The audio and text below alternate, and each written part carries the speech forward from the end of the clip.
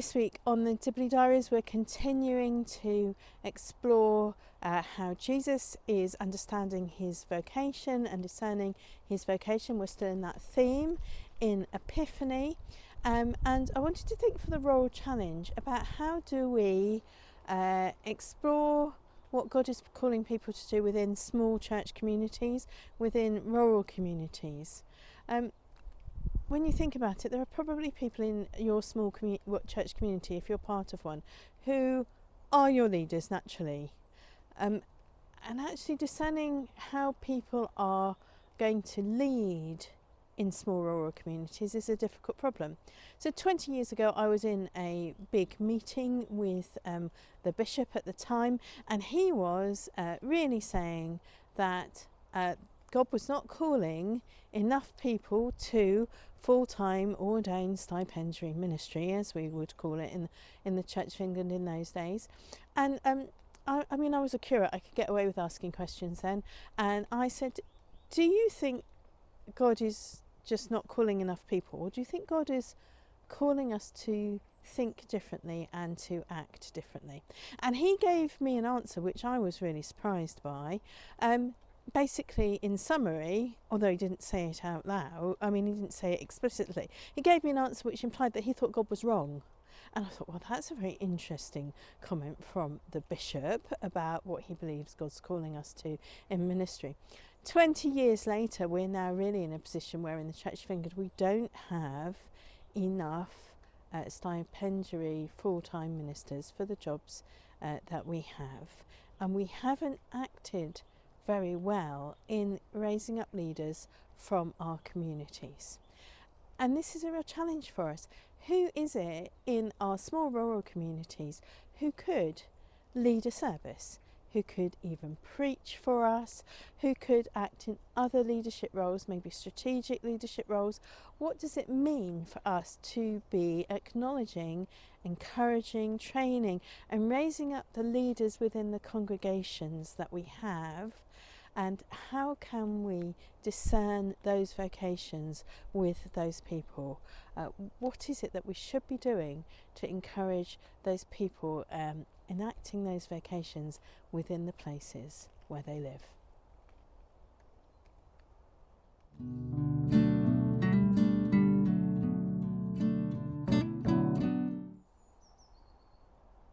The minimum level of fancy dress requirement for a Taylor Swift Eras Tour concert appeared to be a t-shirt, which on the front would say, "It's me," and then on the back would say, "I'm the problem," all in homage to Taylor's song Anti-Hero.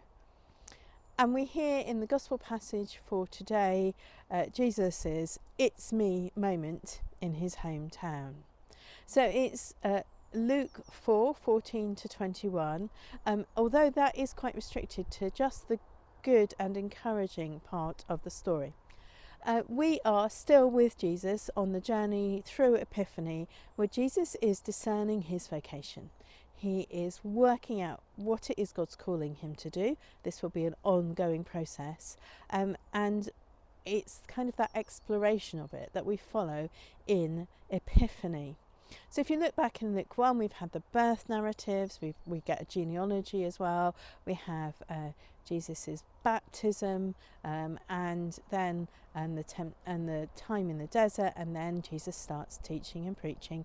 He goes to other synagogues, and then in Luke, this part of Luke 4, we find Jesus at his home synagogue in Nazareth. And I guess everyone's excited to see what he's going to say, because the reports from the other places where Jesus has taught have been really good and really positive. And Jesus picks out the scroll, the bit in Isaiah, which is always associated with the Messiah. I come to heal the brokenhearted, set the captives free, all those sorts of things. Jesus reads that, puts the scroll carefully away and says, "It's me. What we've read about has come true today. It's me. I'm here." And then the initial report is written down that people were amazed and pleased with his teaching. But then an argument develops and about a prophet being welcomed in their hometown, and it gets very quickly out of hand. And they take Jesus to throw him off a cliff.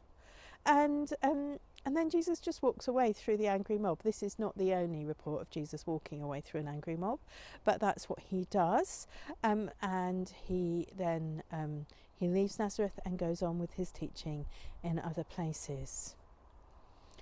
Jesus is on his vocational journey of discernment. He is thinking of all the things that he's doing. He's working out who he is. He's working out what he's called to do.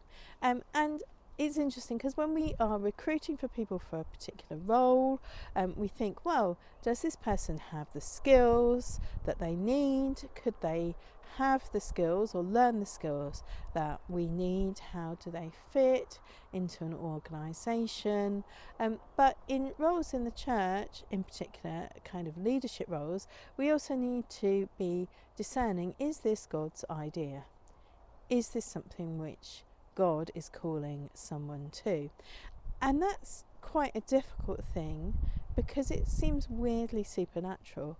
So you can have all the skills, you can have all the things that you need for a role, but is God calling you to that role, whatever that role is in a church community? In the end, there's a lot of prayer, there's a lot of discernment, there's a lot of gathering people's opinions about what it is, and in the end you have to be able to say, yes, I believe God's calling me to this role, I believe it's me. One of the things that we use as indicators when we're trying to look for that is a persistence. Is this something that God has been saying for a while and an individual can't shake or get rid of? Is this really what God is saying? I want you to do this. And it could be a big thing, it could be a life-changing thing, it could be a smaller thing which is still a challenge or an act of service for other people. It could be leading the intercessions in a church service, it could be going on the tea rota, it could be anything else. But is God calling you to that? Think about it. Do you have the skills? Do you have the experience? Do you have a sense that God is calling you to do something? If so, then that's something which the church community should be acting upon, because we are all called to work together to follow what God is calling each of us to do individually and collectively.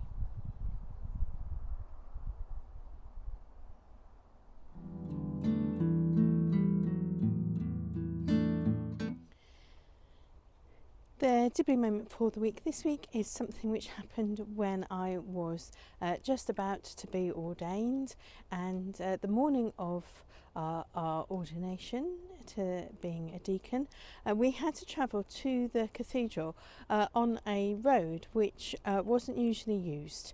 It was a back road which was normally kept shut with a gate, and as we were driving along the road, one of my friends was driving who'd been training with me. We had another one of our friends with us in the car, and I was there as well. And the friend who wasn't driving said, it's amazing, we've come down this back road to the cathedral, the gate's open, no one has stopped or challenged us or asked us what we're doing here. Isn't that incredible? I wonder why that is. And I just said to her, yes, it might be because we're all wearing our clerical collars, and that was the first time that we'd worn them that morning as we were about to be ordained in the cathedral that morning. And she was, oh, I suppose we are. And it was a marker, I think, for all of us of that morning, of actually that something really serious was about to change in our lives. Something like not being stopped whilst entering the kind of different way into the cathedral that was usually closed. Well, that's it for the Dibley Diaries for this week. I pray that you and your village, however large or small, have a really blessed week where you can all discern God's vocation for you.